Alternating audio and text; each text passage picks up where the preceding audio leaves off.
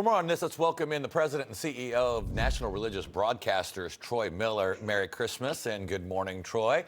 So it seems like every year we have the same debate, the commercialization of Christmas versus the true meaning of Christmas. But this year I feel like the true meaning is actually starting to gain a little bit more momentum.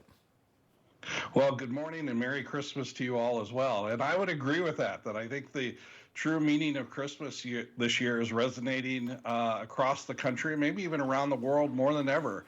We're reminded what Isaiah said, "For unto us a child is born, unto us a son is given, and the government shall be on his shoulder, and his name shall be called Wonderful, Counselor, the Mighty God, the Everlasting Father, the Prince of Peace."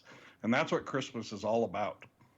So I know the fact that Jesus was conceived by the Holy Spirit, born of the Virgin Mary, is fundamental to the Christian faith. But the New York Times was out with a piece just 4 days before Christmas, challenging if Jesus were actually born of a virgin. Troy, what do you make of this?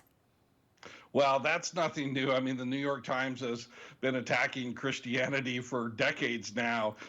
So the fact that they would do this before Christmas and really, look, alienate over 80 million Americans between our Protestant evangelicals and Catholic friends out there. It's really just sad that they would do that. Historians have clearly looked at this and said everybody from back all the way to the time of Jesus, his birth and his virgin birth was never questioned anywhere in the church or anywhere in history. And so this is just another hit piece by the New York Times to throw doubt upon Christianity. And look, people aren't buying it.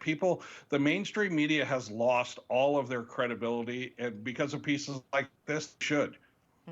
You know, the tradition of gift giving originates with the three wise men delivering gifts to the baby Jesus. And as we saw last hour, it even actually is in the origin story of St. Nicholas or Santa Claus. But it seems like sometimes presents have become more of the focus of the holiday. What can and should Christians do to make sure that Jesus remains at the center of this critical point?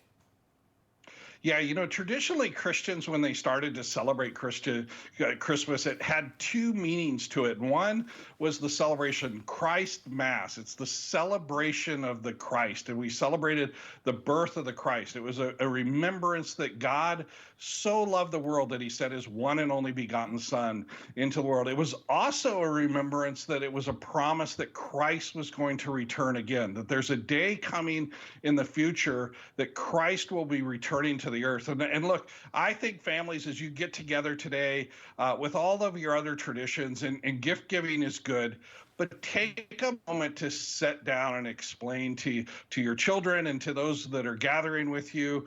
Read the story out of Matthew or read the Christmas story out of Luke, and remind everybody that this is a birthday celebration, and it's a celebration of the return of Christ. It's a celebration of the hope of the world. Troy Miller, thank you so much for taking the time on this Christmas morning to join us. Merry Christmas to you. And to you as well. Thank you. Stay with us. We'll be right back.